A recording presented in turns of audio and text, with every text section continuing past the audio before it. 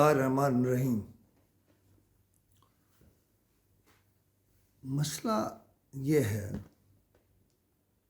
کہ عمران خان گرفتار ہوئے، لیڈر گرفتار ہوتے رہتے۔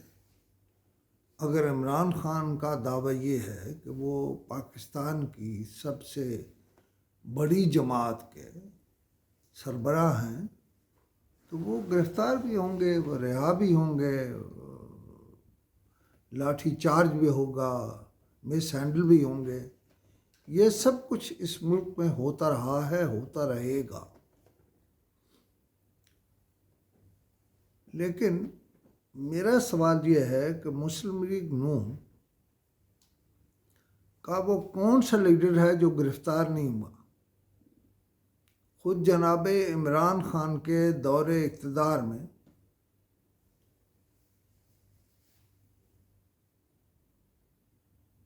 ان کی خواتین بھی گرفتار ہوں، لیکن یہاں گرفتاری ہوتی ہے تو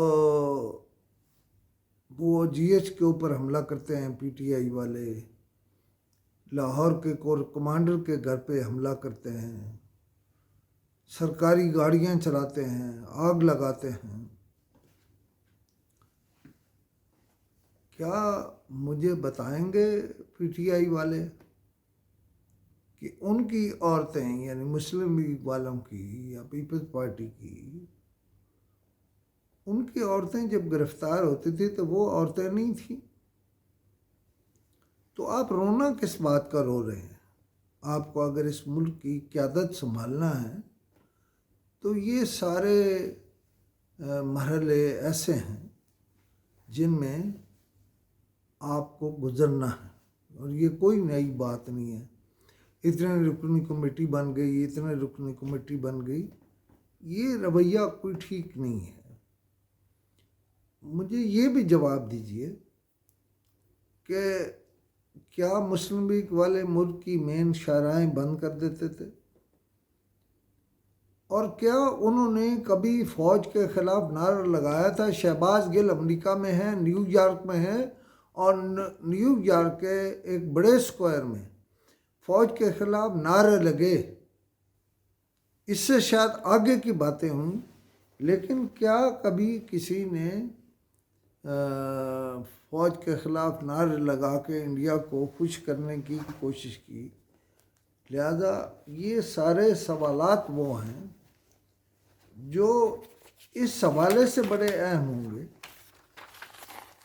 کہ اگر پی ٹی آئی کو سیاست میں رہنا ہے اور سیاست کرنی ہے، کیا آپ کو معلوم ہے کہ اے این پی کے لیڈروں کے ساتھ کیا ہوا تھا؟ آپ کو یہ معلوم ہے کہ وہ کون سا لیڈر ہے پاکستان کا جو گرفتار نہیں ہوا؟ لہذا میرا مشورہ یہ ہے کہ صبر کیجئے، بالآخر تو رہا ہونا ہے آپ کو۔ آپ فوج کے خلاف اور ملک کے خلاف کیوں جا رہے ہیں؟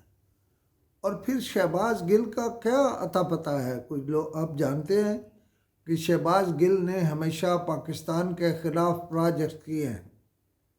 آپ کہیں گے تو کسی دن میں وہ سارے یہاں دکھا دوں گا۔ اور میرا خیال ہے مجھے زیادہ لمبی باتیں نہیں کرنی چاہیے، لیکن میرا خیال ہے ملک کی سیاست میں یہ رویہ ٹھیک نہیں ہے۔